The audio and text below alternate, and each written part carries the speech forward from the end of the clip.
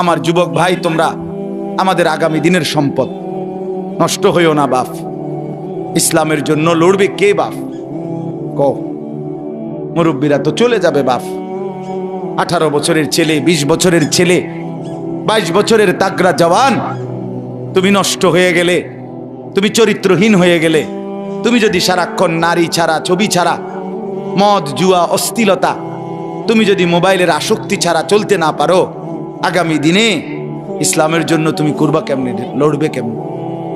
আগামী প্রজন্ম তোমার হাতে নিরাপদ দিন পাবে কেমনে? বেঁচে থাকার নিরাপত্তা মিলবে না।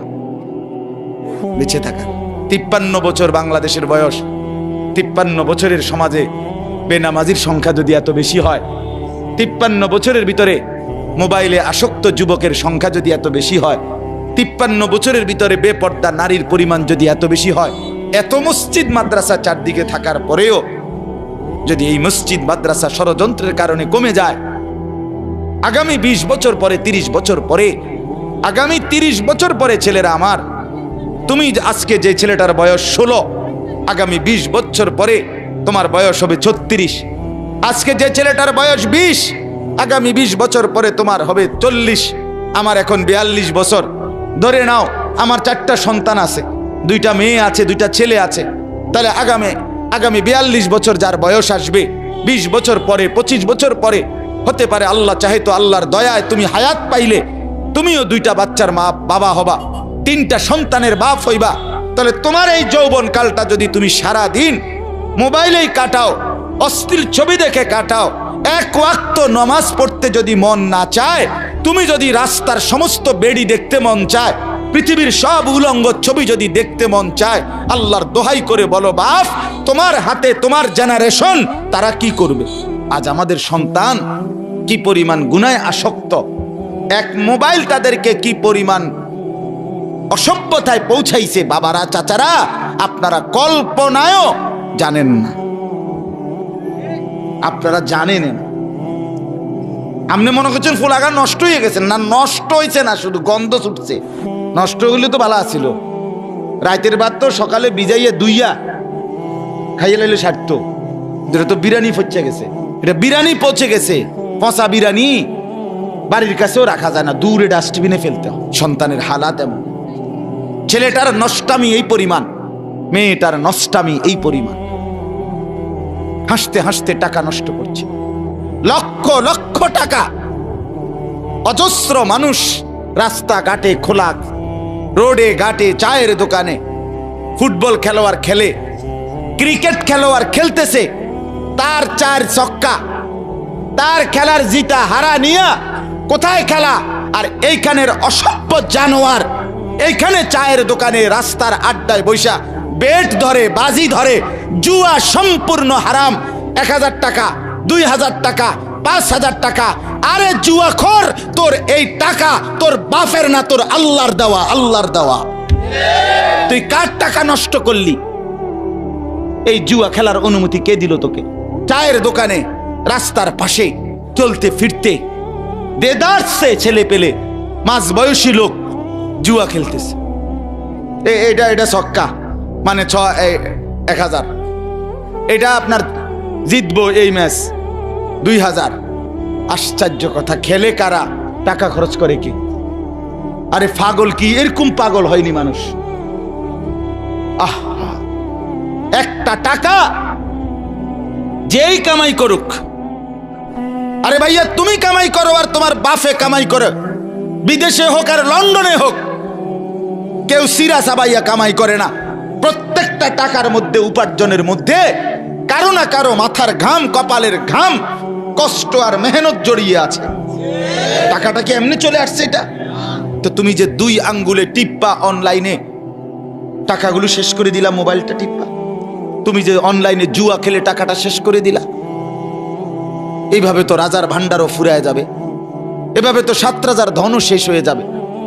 আমি অনুরোধ করছি বাপ, আমাদের সমাজগুলোতে খুব বেশি আমার পরিচিত জন, মানে অর্থাৎ এই পরিমাণ আশ্চর্য যে নিজের কষ্টের অর্জিত টাকা এইভাবে জুয়া খেলে, খেলোয়াড়দের পিছন দেখে দেখে, খেলোয়াড় খবরও নাই, হেতে হেতের খেলা খেলে। আর আমার সন্তান, আমার বাবারা, আমার ভাইরা এখানে বৈশা জুয়া খেললা টাকাটা শেষ করতেছে। আল্লাহ তাআলা আমাদের প্রত্যেককে রহম করেন। কোরআনুল কারীমের মধ্যে আছে মদ এবং জুয়ার মাধ্যমে এই বেট বলেন, আপনারা কি বেট কর না? কিতা বেট, বাজি, বাজি ধরা আর কি, কথা বোঝেন নাই আপনারা? এটা আছেনি আপনার এলাকায়?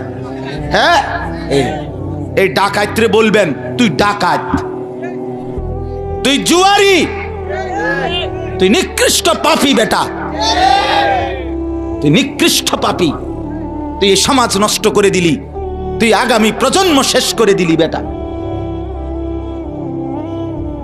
জুয়াখোর তার পরিণতি এই বেট বলেন, বাজি বলেন, জুয়া বলেন, জুয়ারি শেষ পর্যন্ত নিজের বউ, নিজের মেয়ে, নিজের ছেলে, নিজের আপনজনের ইজ্জত বিক্রি করতেও লজ্জাবোধ করে না। এত নিকৃষ্ট হয়ে যায় মানুষ। শেষ পর্যন্ত বউ বেচ চালায়, শেষ পর্যন্ত সন্তান বেচ চালায়। নিকৃষ্ট পরিণতি এটা। কোরআনুল কারীমে আছে শয়তান তোমাদেরকে, আল্লাহ বলছে মদ এবং জুয়ার মাধ্যমে শয়তান তোমাদের পরস্পরের মধ্যে আদাওয়াত, শত্রুতা তৈরি করে, তোমাদেরকে আল্লাহর স্মরণ ভুলায়া দেয়, তোমাদেরকে নামাজ ভুলায়া দেয়। ইউকিউল আদাওয়া, আদাওয়াত তৈরি করে। আমি এজন্য অনুরোধ করলাম, কেউ যদি সন্তানের, মানুষের দিকে যদি নজর না দেন, আপনার ছেলে, আপনার মেয়ে, আপনার স্ত্রী, আপনার বাবা, আপনার ভাই, আমরা জলজ্জান্ত মানুষ, হিসাব হবে আমাদের, বিচার হবে আমাদের, হাসরের মাঠ আমাদের জন্য, আল্লাহর সমস্ত ফয়সালা আমাদের জন্য। কবর, হাসর, মিজান, ফুলসেরাত এগুলো মানুষের জন্য না গরু ছাগলের জন্য?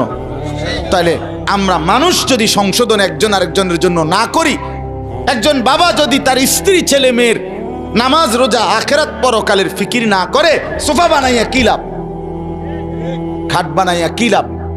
আপনার বানানো 50,000 টাকার সোফাতে বসে আপনার স্ত্রী, ছেলে মেয়ে সারাদিন, সারা রাত, রাত 2টা পর্যন্ত আমনের ঘরে রঙিন টেলিভিশনে নর্তকীর নাচ, উলঙ্গ ছবি, জিনা, ব্যভিচার, হিন্দি সিরিয়াল দেখে।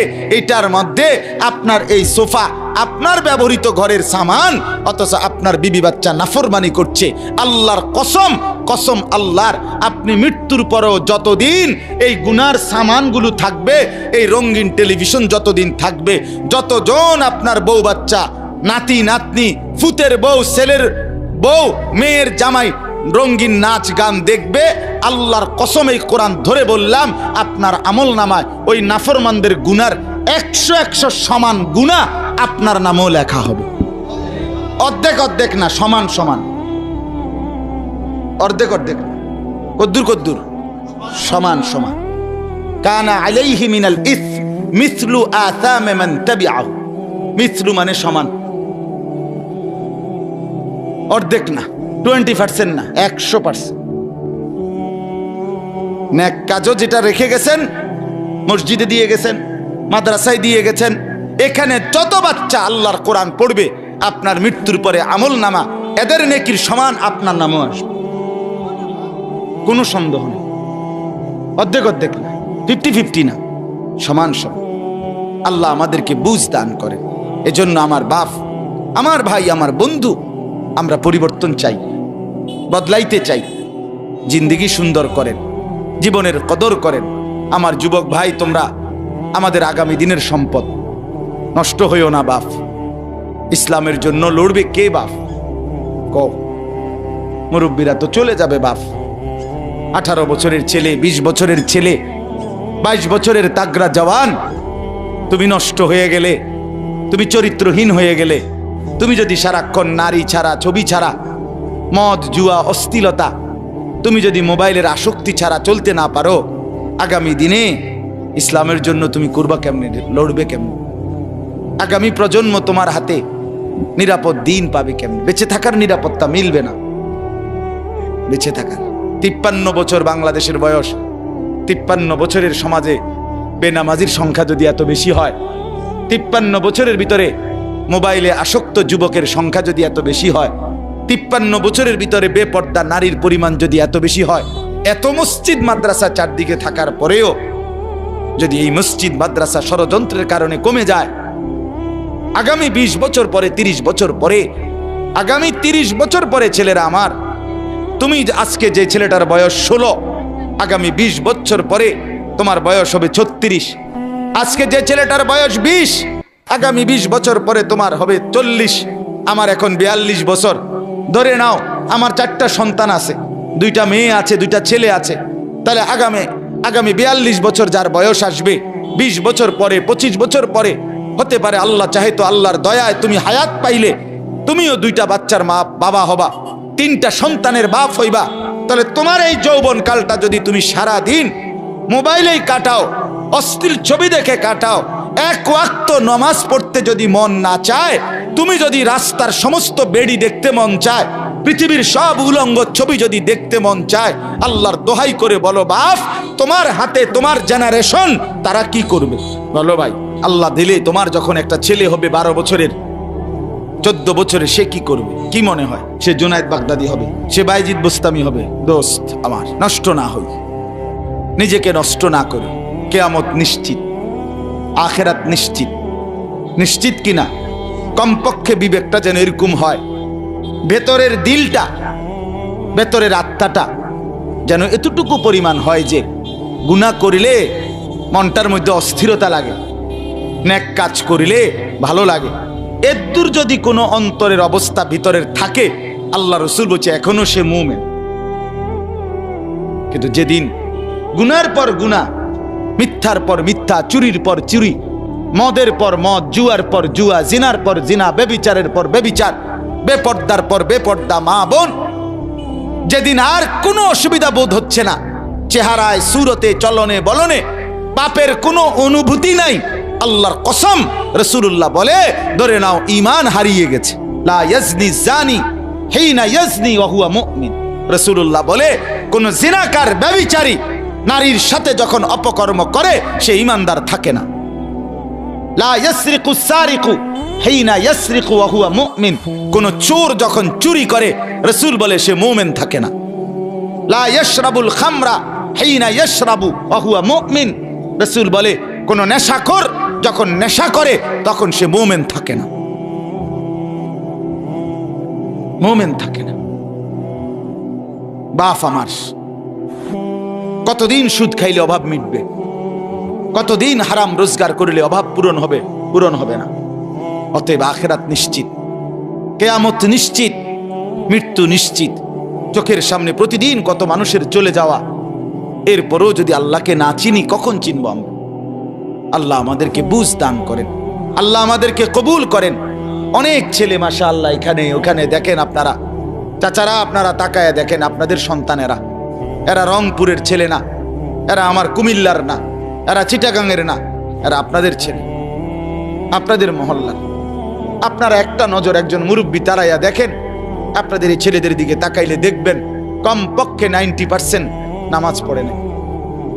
আপনি দেখেন, আমারও কোন আমি দাঁড় করাই, তোমাদের চেহারা দেখলে তো বাপ বোঝা যায়।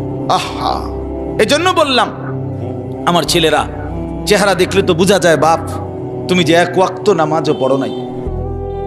চেহারাটা কালো, চেহারাটা পাষাণ, চেহারাটা দয়া মায়াহীন, চেহারাটা নির্দয়, চেহারার মধ্যে কোনো রসকস থাকে না। কসম আল্লাহর।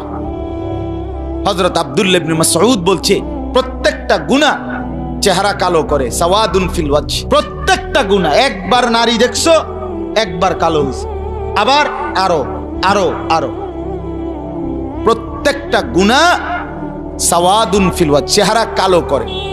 জুলমাতুন ফিল কলব, অন্তরটা অন্ধকার করে। ওয়াহানুন ফিল বাদান, শরীরের শক্তি কমিয়ে দেয়, শক্তি কমিয়ে দেয়, কিচ্ছু ভাল লাগে না। এ মোবাইল টিফোন ছাড়া টানা দিয়া মানে ভাল লাগতেছে না, এরপর এমনি এমনি মানে এটা ছাড়া অন্যটা পছন্দ না। শরীরের দুর্বলতা, অক্ষমতা, ব্যর্থতা, কাপুরুষতা, যৌবনের ক্ষমতা শেষ, শারীরিক সক্ষমতাও শেষ, প্রয়োজনের মুহূর্তে আর কিছুই থাকে না। নিজের হাতকে অপকর্ম করে নষ্ট করে দিছ, শরীরটাকে শেষ করে দিছ, নিজের লজ্জাস্থানকে নষ্ট করে ফেলছ, হায়াত বরবাদ করে দিছ। চিরেই দুনিয়াতেও আফসোস মিলবে, আখিরাতেও আফসোস মিলবে। হ্যাঁ, আমি খোলামেলা কইলাম, হিম্মত করে কইলাম, সাহস করে বললাম।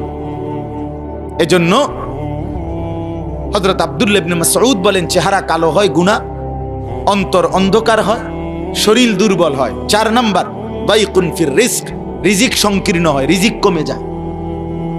5 নাম্বার, বুগদাতুন ফি কুলুবিল খালক, সমস্ত মানুষের অন্তরে ঘৃণা তৈরি করে। কোন মানুষ এই নাফরমানকে পছন্দ করে না। কথা বলেন। 2 জন এক লগে জুয়া খেলে, আপনি এর এক লগে হেরা এক সমান না। আজ 3 বছর এক লগে জুয়া খেলে, আপনি মনে করেন এখান থেকে একজন রে আপনি আলগা ডাইকা জিগান, তোর দোস্ত কেমন, কবে 1 নম্বর সিটার। হ্যাঁ, কি কন বলবে না? বলবে সিটারের সর্দার, বাট পার। কি রে কস, তোর লগে চলে, একসাথে জুয়া খেলস, তুই কেমনে তারে খারাপ কস? ওমা, তো আমি কি হেরে কি আব্দুল কাদের জিলানী কইতাম? এ বলবে এই কথা। এ কি বলবে, আমি কি জুয়ারি রে বুঝি আমি বালা কইতাম? আমি বালা কম কেমনে? আর মন্দ লোকেও মন্দকে মন্দ বলে, ভালোরাও মন্দ বলে। আচ্ছা, একজন লোক নামাজি, আপনি একটা জুয়ারি মদখোরকেও জিগান, ভাই উনি কেমন? সে বলবে, ভাই আমি খারাপ হইতারি, কিন্তু সে ভালো। ঠিক কিনা বলেন না কেন? আমি মানুষটা খারাপ, কিন্তু ভাই এটা সত্য যে এবার নামাজ পড়ে। তাহলে ভালোকে মন্দও ভালো বলে, ভালোও ভালো বলে। এই জন্য বন্ধু, চেহারা কালো হয়ে গেছে অনেকে। দেখো তুমি, দেখো দেখো দোস্ত, কোনোভাবেই তোমার মধ্যে স্বস্তি নাই। চুল কেমনে রাখলে তোমার থেকে তৃপ্তি, তুমি আজও সিদ্ধান্ত নিতে পারলা না। তোমার এটা ব্যর্থতা না? কোন প্যান্টের কোন মডেলটার উপরে তোমার তৃপ্তি হয়, আজকে এতদিন হয়েছে তুমি এটার স্থির হইতে পারলা না। অস্থিরতা, এটা তো অনেক বড় একটা ত্রুটি। অস্থিরতা যে আমি কেমনে সুন্দর লাগে আমারে, আমি এটাই ফয়সালা করতে পারলাম না। তো তোমার বাত রান দেখে তুমি বেকুবের বাত, আহাম্মক কোথাকার বেটা। আমি তো 42 বছরে কোনোদিন আর ডিজাইন বদলাইতে হয় নাই, ডিজাইন বদলাইতে হয়। তুমি তো অস্থির, তোমারে তো দুশ্মনে অস্থির বানায় দিছে। একবার বলছে ডান দিকে চুল বড় কর, আরেকবার বলছে বাম দিকে চুল বড় কর, আরেক দিকে বলছে সামনের দিকে চুল বড় কর, আরেকবার বলছে এদিক দিয়ে একবার সাদা বানাই এলা, এদিক দিয়ে বাড়াইয়া রাখ, আরেকবার বলছে এবার এদিক দিয়ে সাদা বানা। হায় হায় রে, তুমি একটা বার, আমি যদি এখানে এই ছেলেটারে বলি, এই তোমারে আমি কইলাম যে একবার ডাইনা তুডাও, উডাও, নামাও, বামা তুডাও, ঠ্যাঙ্গাল কি দাও, তো একবার কইলাম ঠ্যাঙ্গাল কি দাও, একবার কও ঠ্যাং নামা, তো তুমি